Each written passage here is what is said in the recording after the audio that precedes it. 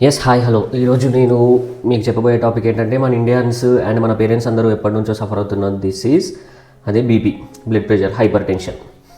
ఇది ఎంతోమంది మీకు అసలు ఇది తగ్గదు, దీనికి జీవితాంతం ట్యాబ్లెట్స్ వాడాలని చెప్తూ ఉంటారు. బట్ నేను చెప్తున్నాను అది రివర్సబుల్. మీరు ట్యాబ్లెట్లు వాడకుండా మీరు మొత్తం దాన్ని తగ్గించేసుకోవచ్చు. ఫస్ట్ అసలు బీపీ అనేది ఎందుకు వస్తుంది, దాని రూట్ కాజ్ ఏంటి? అందరూ జనరల్గా అంటారు సాల్ట్ మీరు తీసుకోవడం వల్ల మీకు బీపీ వస్తుందని చెప్పేసి అంటూ ఉంటారు. బట్ అసలు రూట్ కాజ్ ఏంటంటే మనం ఎప్పుడైతే బ్లడ్ వెజల్స్ అనేవి ఉంటాయి మన బాడీలో బ్లడ్ని సప్లై చేసేవి, అవి ఎప్పుడైతే మనకి సన్నగా అయిపోతుంటాయో నేరోగా, అప్పుడు మనకి బీపీ రావడం అనేది జరుగుతుంది. అది ఎందుకు సన్నగా అయినప్పుడు బీపీ రావడం జరుగుతుందంటే మన ఆర్గన్స్ అన్నిటికీ బ్లడ్ అనేది చాలా అవసరం. అట్లాంటప్పుడు ఎప్పుడైతే మనకి ఆర్టరీస్ అనేవి సన్నగా అయిపోతూ ఉంటాయో బ్లడ్ అనేది సరిగ్గా రీచ్ అవ్వదు. సో బ్లడ్ కంప్లీట్గా రీచ్ అవ్వడానికి ప్రతి ఆర్గాన్కి బ్లడ్ ప్రెషర్ అనేది ఎక్కువ ప్రెషర్లో వెళ్ళిపోయి ప్రతి ఆర్గాన్కి రీచ్ అవుతూ ఉంటుందన్నమాట. అది అసలు ప్రోగ్రెస్ అసలు ఎందుకు వస్తున్నాయి అని చెప్పేసి అంటే క్రానిక్ స్ట్రెస్ వల్ల కానీ, లేకపోతే మన ఇన్సులిన్ రెసిస్టెన్స్ వల్ల కానీ, యాంగ్జైటీ పేషెంట్స్ కానీ, కొంచెం అగ్రివేషన్ ఉన్న వాళ్ళకి కానీ, మీరు ఎప్పుడైనా అబ్జర్వ్ చేస్తే కోపంలో ఉన్న, భయంలో ఉన్న, స్ట్రెస్లో ఉన్న మీ బీపీ అనేది పెరిగిపోతూ ఉంటుంది. అలాగే రిపీటెడ్గా మీరు ఆ స్ట్రెస్కి, యాంగ్జైటీకి, అగ్రెసివ్కి మీరు అలవాటు పడిపోయారనుకోండి మీ లైఫ్ స్టైల్లో, మీకు అప్పుడు ఈ బ్లడ్ ప్రెషర్ అనేది కూడా సాధారణంగా ఎలాస్టిసిటీ అనేది తగ్గిపోయి ఆర్టరీస్వి మీకు ఆ బ్లడ్ ప్రెషర్ అనేది పెరిగిపోతూ ఉంటుంది అనమాట. సో ఇది అండ్ అసలు దీనివల్ల వచ్చే రిజల్ట్ ఏంటిదని చెప్పేసి అంటారా, దీనివల్ల మీకు మేజర్గా ఎఫెక్ట్ అయ్యేది మీ హార్ట్. ఎప్పుడైతే మీ బ్లడ్ ప్రెషర్ అనేది పెరుగుతుందో మీ హార్ట్ అనేది ఎక్కువ బ్లడ్ని పంప్ చేయాల్సి వస్తుంది. మీ హార్ట్ లోడ్ కాస్త డబల్ అవుతుంది మీ బ్లడ్ ప్రెషర్ వచ్చినప్పుడు. సో మీ హార్ట్ అనేది డ్యామేజ్ అవుద్ది. అండ్ అసలు మన గోల్ ఏంటి ఇప్పుడు? మన గోల్ ఏంటంటే మనం ఏవైతే నేరో అయిపోయినాయో, ఏవైతే ఆర్టరీస్, రక్తనాళాలు ఏవైతే సన్నగా అయినాయో దాన్ని మనం మళ్ళీ రిలాక్స్ చేసేస్తే, మళ్ళీ మనం నేరో కాకుండా బ్రాడ్గా చేస్తే మనకు ఆ బీపీ అనేది తగ్గిపోతుంది అనమాట. దీనికి నేను 3 ఫేజెస్ చెప్తా. First phase sodium and potassium electrolyte balance అనేది మన బాడీలో చాలా ఇంపార్టెంట్. సో దాన్ని మెయింటైన్ చేయాలి. అది ఎలా మెయింటైన్ చేయాలి? నెంబర్ 1, డైలీ మీరు కోకోనట్ వాటర్ అనేది కంపల్సరీ తాగాలి. ఒక 200 to 250 ml of coconut water అనేది తాగితే అప్పుడు మీ బాడీలో ఏదైతే ఎక్సెస్ సాల్ట్స్ ఉన్నాయో అది కాస్త ఎక్స్క్రీట్ అయిపోతూ ఉంటుందన్నమాట. అండ్ నెంబర్ 2 వచ్చేసేసి డైలీ మీరు 1 క్రష్డ్ గార్లిక్ అనేది మీరు కంపల్సరీ తీసుకోవాలి. ఎందుకంటే అందులో అల్లీసిన్ అనే కాంపౌండ్ ఉంటుంది. అల్లీసిన్ అనే కాంపౌండ్ ఏం చేస్తుందంటే న్యాచురల్గా మీ బ్లడ్ వెజల్స్ని డైలేట్ చేస్తూ ఉంటుంది.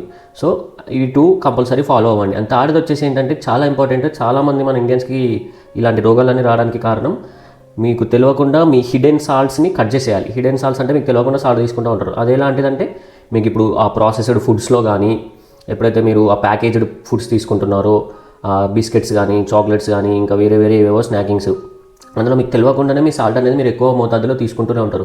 సో ఫస్ట్ అది మొత్తం కట్ చేసేయాలి. మీరు అసలు ప్రాసెస్డ్ ఫుడ్స్ అనేవి తీసుకోకూడదు. అండ్ ఇంకా మంచిది ఏంటంటే హై బీపీ ఉన్న వాళ్ళు ఈ పికిల్స్ ఇలాంటిది కూడా తక్కువ చేయాలి. అది కూడా హై సాల్ట్ కంటెంట్. ఈ 3 చేయడం వల్ల మీకు సోడియం ఎలక్ట్రోలైట్ బ్యాలెన్స్ అనేది, సోడియం పొటాషియంది మీకు మేనేజ్ అవుద్ది. అండ్ దీనివల్ల వచ్చే రిజల్ట్ ఏంటంటే ఫస్ట్ మీ బాడీలో వాటర్ రిటెన్షన్ అనేది తక్కువ అయిపోతుంది, నీళ్ళు నిల్వ ఉండడం అనేది తక్కువ అయిపోతుంది. సో మీ హార్ట్కి దానివల్ల ఇమ్మీడియట్ రిలీఫ్ వస్తుంది, మంచిది. సో ఈ 3 ఫాలో అవ్వండి. అండ్ ఇప్పుడు నేను చెప్పేది ఫేజ్ 2, ఇదే nitric oxide Boost. Nitric oxide ఏం చేస్తుందంటే మన బాడీలో ఏవైతే వెజిల్స్ ఏంటి నేరో అయిపోతున్నాయో, సన్నగా అయిపోతున్నాయో ఆ వెజిల్స్ అన్నింటినీ బ్రాడ్ చేసిద్ది. మంచి ఎలాస్టిసిటీగా ఎప్పుడైతే మనం బ్రాడ్ అవుతాయో అప్పుడు మన బ్లడ్ ప్రెషర్ అనేది తక్కువ అయిపోతుంది, ఆర్గన్స్ కూడా బ్లడ్ కరెక్ట్గా పోతుంది. సో దీనికి ఏం చేయాలి మనం? నెంబర్ 1 మీరు చేయాల్సింది డైలీ 1 బీట్రూట్ షాట్, ఒక 100 to 200 ml ఆఫ్ బీట్రూట్ జ్యూస్ని, మంచి న్యాచురల్ బీట్రూట్ని వితౌట్ మిక్సింగ్ ఎనీ వాటర్ కూడా లేకుండా మంచి బీట్రూట్ని మంచిగా జ్యూస్ లాగా చేసేసుకొని డైలీ తాగాలి. డైలీ తాగడం వల్ల మీకు ఆ వెజిల్స్ అనేవి చాలా బాగా ఓపెన్ అవుతాయి. మనకి నైట్రిక్ ఆక్సైడ్ అనేది కంటెంట్ బీట్రూట్లో చాలా బాగుంటుంది. And number 2 magnesium Boost. Magnesium అనేది కూడా మీకు నైట్రిక్ ఆక్సైడ్ సైకిల్లో ఎప్పుడైతే నైట్రిక్ ఆక్సైడ్ని రిలీజ్ చేయడంలో మీకు మెగ్నీషియం అనేది చాలా యూజ్ అవుతుంది.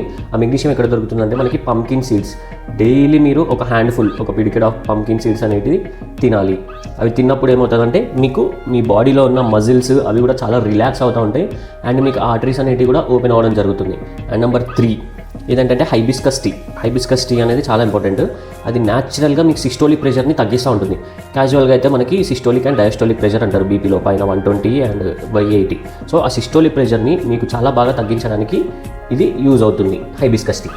అండ్ దీనివల్ల రిజల్ట్ ఏంటి? ఈ త్రీ ఫాలో అవడం వల్ల మీకు వచ్చేది ఏంటి? మీ బ్లడ్ వెజిల్స్ చాలా స్మూత్ అండ్గా రిలాక్స్డ్గా చేస్తూ ఉంటుంది. ఇంకా మీరు మీకు మంచి స్లీప్ రావడానికి, మంచి రిలాక్స్డ్గా ఉండడానికి మీకు ఈ 3 హ్యాబిట్స్ అనేవి చాలా బాగా యూజ్ అవుతూ ఉంటాయి. మంచి బ్లడ్ ఫ్లో కూడా స్మూత్గా వెళ్ళడానికి యూజ్ అవుతాయి అనమాట ఇది. అండ్ నెంబర్ 3 థర్డ్ ఫేజ్లో నేను చెప్పేది ఏంటంటే మీ నర్వస్ సిస్టమ్ని కామ్ చేయాలి. Coming your nervous system. ఇది ఎందుకు ఇంపార్టెంట్ అంటే మీరు అబ్జర్వ్ చేసి ఉంటే ఎప్పుడైనా మీకు కోపం వచ్చినప్పుడు కానీ, బాధ వేసినప్పుడు కానీ, స్ట్రెస్లో ఉన్నప్పుడు కానీ, లేక భయంగా ఉన్నప్పుడు కానీ ఏమవుతుందంటే మీకు అది మీ నర్వస్ సిస్టమ్ అనేది చాలా అగ్రివేటెడ్గా తయారవుతుంది. ఆ అగ్రివేషన్గా తయారైనప్పుడు ఏమవుతుందంటే మీకు బీపీ ఆటోమేటిక్ పెరిగిపోతుంది. మీ హార్ట్ బీట్ కూడా మీకు ఇన్వాల్వడం, లేకపోతే ఎక్సెసివ్గా స్వెట్స్ రావడం, ఇదంతా ఏంటి నర్వస్ సిస్టమ్ ఎగ్జైట్మెంట్, అగ్రివేషన్. ఇది రిపీటెడ్గా అయిందనుకోండి మీ లైఫ్లో, మీ ఆర్టరీస్ కూడా మీరు చాలా టైట్గా అయిపోవడం, ఎలాస్టిసిటీ కోల్పోవడం, ఇలాంటివన్నీ జరుగుతూ ఉంటాయి. సో దాన్ని కూడా మీరు కంట్రోల్ చేయాలి. ఇదేలా మీ నర్వస్ సిస్టమ్ని ఎలా కంట్రోల్ చేయాలంటే మన న్యాచురోపతి యోగా దాంట్లో 4-7-8 బ్రీతింగ్ టెక్నిక్ ఉంటుంది. ఆ breathing technique compulsory 5 minutes daily చేసుకోవాలి. అదేంటంటే మీ బ్రెయిన్కి సిగ్నల్స్ని పంపిస్తుంది నీట్గా మీ బీపీని తక్కువ ఉంచండి అని చెప్పేసి. దాని తర్వాత అశ్వగంధ, ఇది ఒక న్యాచురల్ హర్బ్, అది మనకు దొరుకుతుంది. ఇది ఏ విధంగా వెళ్ళిపోతుందంటే మీకు ఎప్పుడైతే ఆ స్ట్రెస్ అనేది ఎక్కువ పెరుగుతుంది కదా, కార్టిసోల్ అనే హార్మోన్ వల్ల మీకు ఆ స్ట్రెస్ అనేది ఎక్కువ పెరుగుతూ ఉంటుంది. సో ఎప్పుడైతే మీరు ఆ కార్టిసోల్ని తగ్గిస్తారో, ఈ అశ్వగంధ అనేది ఆ కార్టిసోల్ని మొత్తం తగ్గించడంలో చాలా యూజ్ అవుద్ది. సో మీకు హైపర్ టెన్షన్ తగ్గించడంలో చాలా మేజర్ రోల్ ప్లే చేస్తుంది అశ్వగంధ అనేది. అదొకటి. అండ్ ఇంకోటి ఏంటంటే లాస్ట్ది 7 PM రూల్.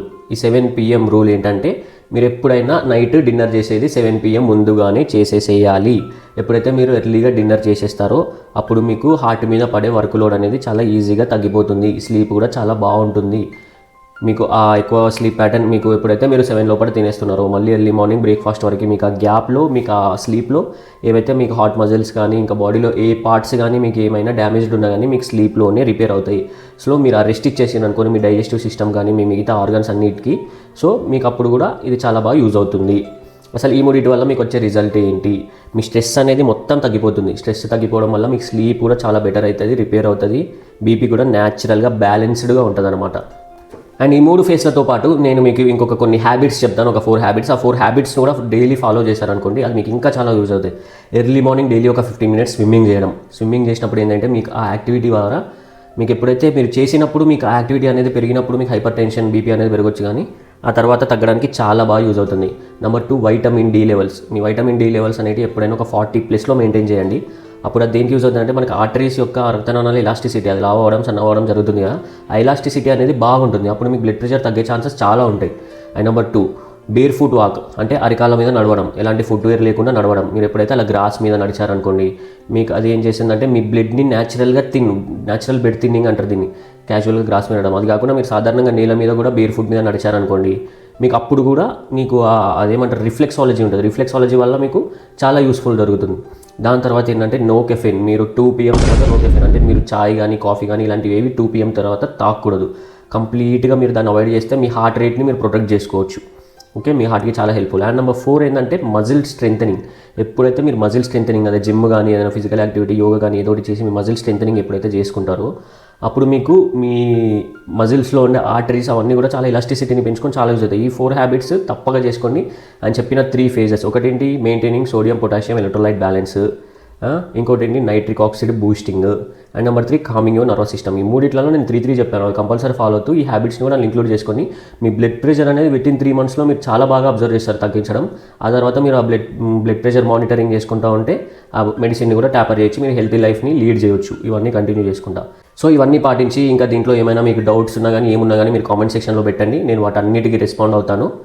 డెఫినెట్గా మీ హెల్తీ లైఫ్ స్టైల్కి మీ doctor Rahul Praneeth. Thank you.